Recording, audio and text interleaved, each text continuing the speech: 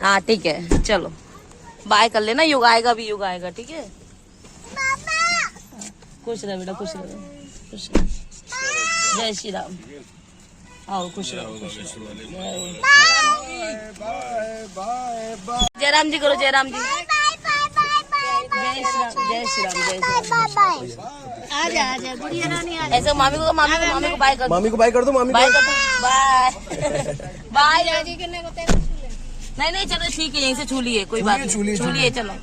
अच्छे यार हमारा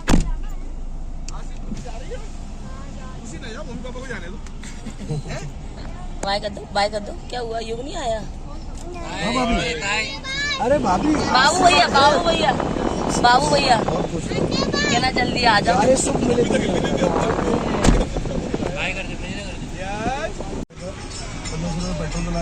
और बस यहाँ से निकल गए थे हम लोग ग्वालियर से, अपने मायके से।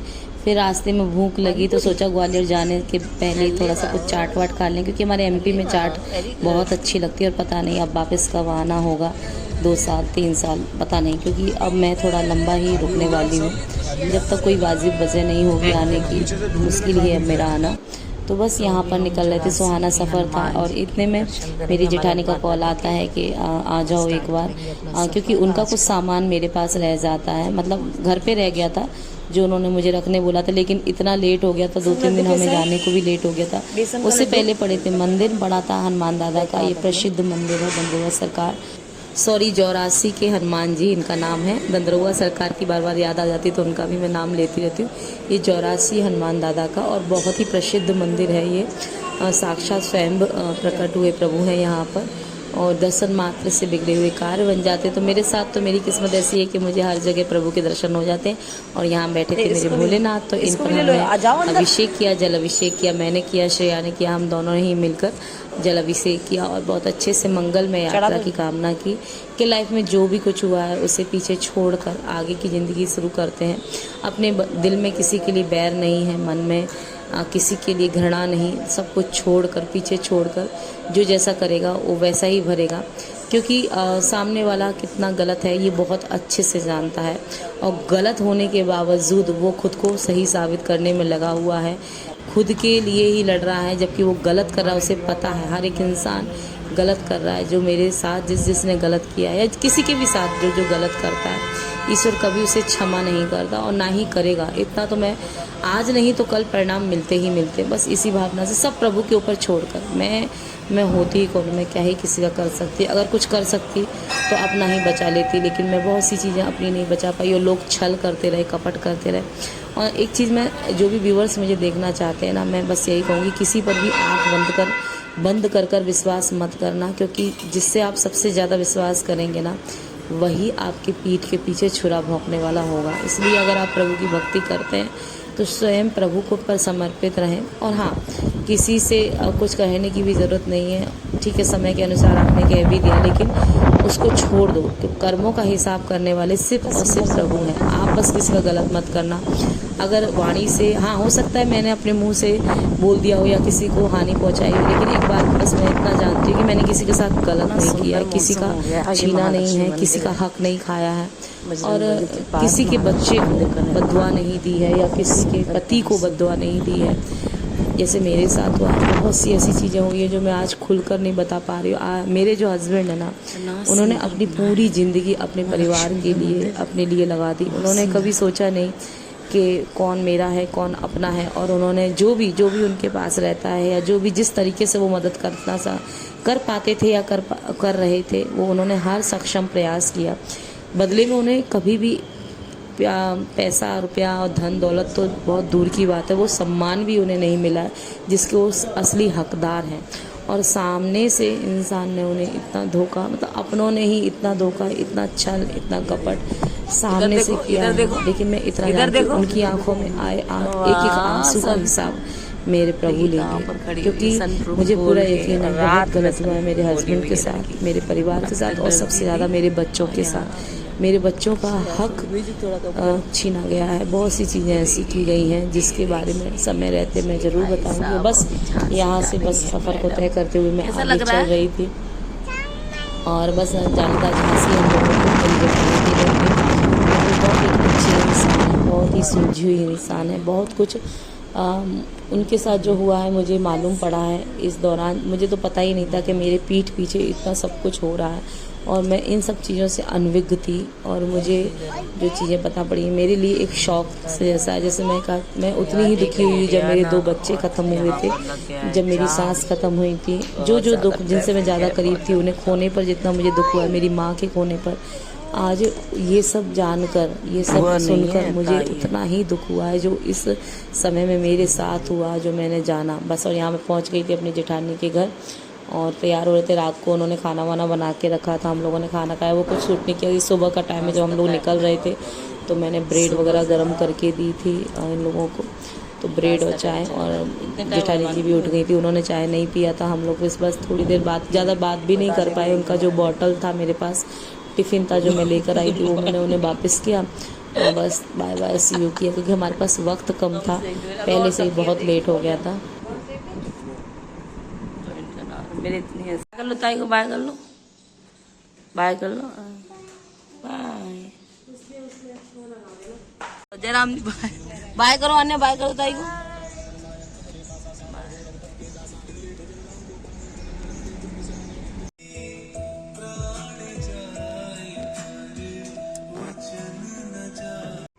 और मैं अपनी जेठानी के घर से सुबह 6 बजे निकल गई थी, और यहाँ पर हमने पेट्रोल वगैरह डलवाया। फिर एक पुलिस वाले भैया ने हमारी गाड़ी रोक दी क्योंकि मैंने बेल्ट नहीं लगाया था।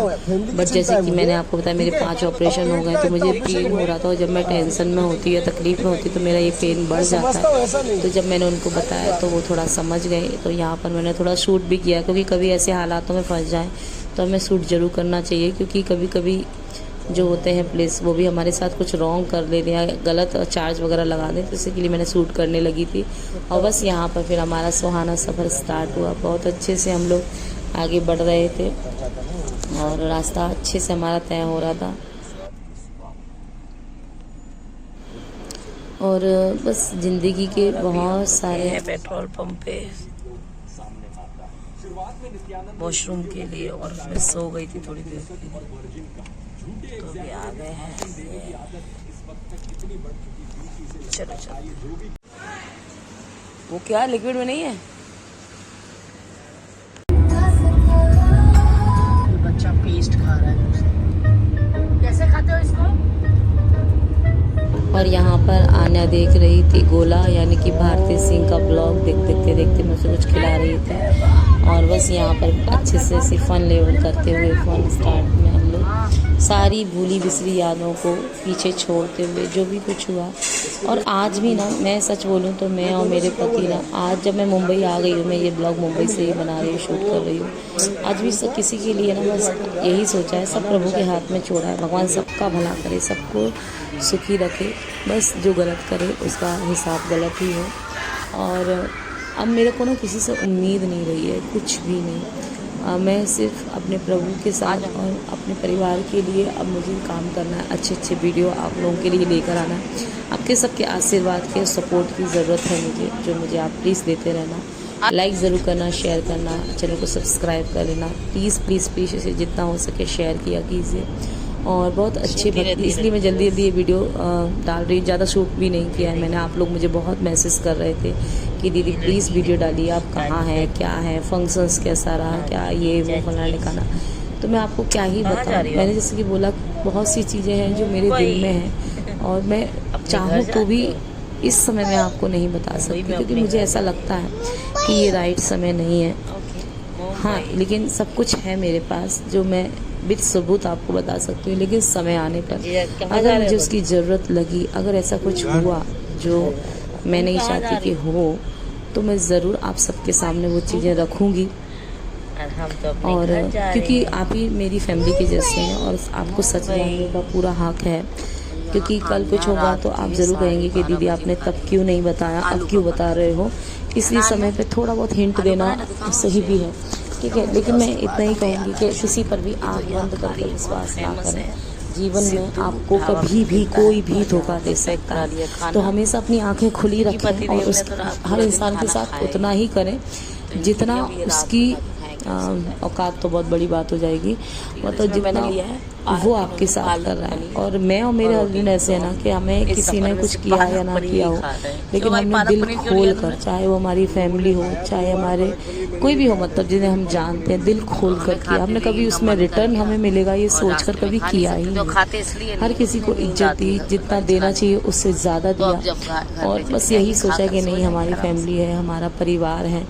लेकिन इस बार बहुत दुख हुआ, बहुत बहुत, मतलब इतना दुख मैं आपको ये बोलते समय बता नहीं सकती कि मैं किस पीड़ा से गुजर रही हूँ। देखिए सोसाइटी में पहुँच गई थी और यहाँ मैं आपको बता दूँ जो हादसा मेरे साथ हुआ है, बहुत देर तक मैं बैठी रही ना गाड़ी में। मतलब आप समझ लीजिए सुबह 6 से लेकर रात 1 बजे तक गाड़ी में बैठी रही, बहुत कम नीचे उतरी थी। तो मुझे गैस का अटैक पड़ा है यहाँ पर और वो कुछ भी शूट नहीं हो पाया। ये देखिए सामान लेके मैं यहाँ खड़ी थी और सामान लेने के बाद बस थोड़ी ही देर बाद मुझे घबराहट होती है और मेरी गैस आ जाती है मेरे ब्रेन पर और मैं लिफ्ट के पास पहुँचती हूँ और अचानक खड़े खड़े ज़ोर से गिर जाती हूँ। यहाँ बच्चे भी डर जाते हैं और मेरे हस्बैंड तो इतना डरते हैं ना कि आपको विश्वास नहीं, मेरी सांसें रुक जाती है। ये दूसरे दिन का ब्लॉग है और आपको पता है जब मेरे कोई अटैक पड़ता है तो पूरी रात मेरे हस्बैंड मुझे गले से लगाकर सोते रहते हैं। वो एकदम डर जाते हैं कि मुझे कुछ हो गया तो मेरे परिवार को कौन संभालेगा। और ये सच है, मैं और मेरे पति के अलावा मेरे बच्चों का सोचने वाला और कोई नहीं है जो उनके बारे में सोच सके। क्योंकि मैंने ये बहुत सामने से देखा है कि लोगों ने इतने दुख, इतनी चीज़ें मेरे बच्चों के लिए, मतलब मैं कभी सोच भी नहीं सकती थी। आ गई थी रात को, हम लोग 1 बजे आए हैं और आपको मैं बता नहीं सकती जब मैं आई तो क्या हुआ मेरे साथ। कल जिंदगी और मौत के बीच हो गई थी मेरी बात। मतलब मैं आपको क्या बताऊँ, आपको जैसे ही गाड़ी से उतरी हूँ और आप विश्वास नहीं करेंगे, मुझे अचानक से मेरी आंखों के आगे अंधेरा छा गया और इतनी ज़ोर से गिरी हूँ मैं, मुझे होश ही नहीं। पूरा मेरा ये सर ऐसे खड़े खड़े ज़मीन में, और इतना डर गए ये लोग, इतना डर गए, हस्बैंड भी और बेटी भी, दोनों बहुत डर गए थे। बहुत बुरा, मतलब कल का दिन मैं आपको शब्दों में बैठ कर कभी बताऊँगी। फ़िलहाल आप प्रभु के दर्शन कर लीजिए, दर्शन कर लीजिए। जय श्री राम करो बेटा, जय श्री राम। और ये देखिए यहाँ पर सारा सामान फैला है, सुंदरकांड चल रहा है और यहाँ बना रही हूँ मैं दूध गर्म कर रही हूँ, चाय बना रही। मैं उठ भी नहीं पा रही थी, बहुत हिम्मत करके उठी हूँ। वैसे तो हस्बैंड मना कर रहे थे उठो मत, हम कर लेंगे, लेकिन रात भर उन्होंने मेरा इतना डर गए थे ना, इतना डर गए थे, मुझे ऐसा लगा कि सच में मैं तो मरी गई। पता नहीं क्या हुआ, अचानक से क्यों हुआ समझ नहीं आ रहा है।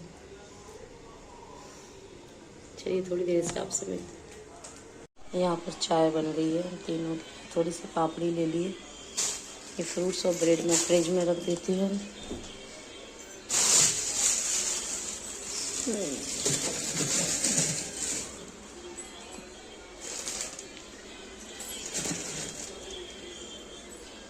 और ये स्वीट्स हम लोग खरीद के लेके आए हैं, 4 डब्बे देने के लिए, क्योंकि बाहर गए थे और वहाँ से तो हम लेकर नहीं आए, तो देना तो पड़ेगा। तो ये ख़रीदा हमने, नासिक से ही ख़रीदा है, तो उनको देंगे हम मिठाई, और अचार वचार भी लाए हैं। ठीक है। और यहाँ पर मैं प्याज और लहसुन काट रही थी प्याज के पराठे के लिए। यहाँ पर धीरेन्द्र शास्त्री जी के प्रवचन और बहुत अच्छी कथाएं चल रही थी, जिसे हम एंजॉय कर रहे थे साथ में। 322वां वर्ष चल रहा है। उसके बीच यहाँ पर देखिए हो रही है बारिश 2-3 दिन से। जिस दिन से आई हूँ मैं उस दिन से, आपको कैमरे में नहीं इतना दिख रही होगी, लेकिन बहुत बारिश हुई। अनु गीले जाओगी, देखो ये देखो, ये देखो गीले बता रही है। ये देखिए कितना अच्छा मौसम है।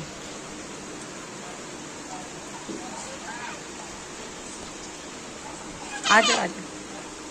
तो जय श्री राम दोस्तों, कैसे हैं आप सभी लोग। सुबह से इतनी बिजी थी क्योंकि आज है मंडे, आन्या का स्कूल स्टार्ट हो गया, बट वो स्कूल नहीं जा पाई, इतना लेट हो गया क्योंकि उसके रूटीन में ही नहीं है जल्दी जागने का। तो आज स्टार्टिंग में थोड़ी देर से हमने पहुंचाया है। आज उसके बुक्स लेकर आए हैं, यूनिफॉर्म लेकर आए हैं, और विश्वास मानिए जूनियर केजी में है, उसके बुक्स 7,000 के आए हैं, बताइए, और यूनिफॉर्म अलग से, सब कुछ अलग से। तो क्या ही बोले आजकल। और श्रेया गई क्लास वगैरह अपने, इतनी बारिश हो रही है, अभी मैंने आपको दिखाया 2 दिन से लगातार बारिश हो रही जब से मैं यहाँ आई हूँ, लेकिन बहुत शांति मिली, ठंडा मौसम मिला है। और फटाफट से सारे काम किए, सुबह उठने में लेट हुआ, जैसे कि मैंने बोला रूटीन में अभी नहीं आए हैं, कल से फिर से रूटीन में आ जाऊँगी। और यहाँ मैंने बनाए हैं प्याज के पराठे, चटनी और सॉस। कल की दाल बची हुई थी, उसमें दाल में प्याज वगैरह कट कर मिला दी थी, तो बस उसके पराठे बनाए हैं। आन्या को खिला रही थी मैं, उसके लिए प्याज थोड़ा कम डालती हूँ, प्याज नहीं खाती है वो, मतलब वैसे नहीं खाती, उसके मुंह में आया तो पीस के डाल दो तो खा लेगी।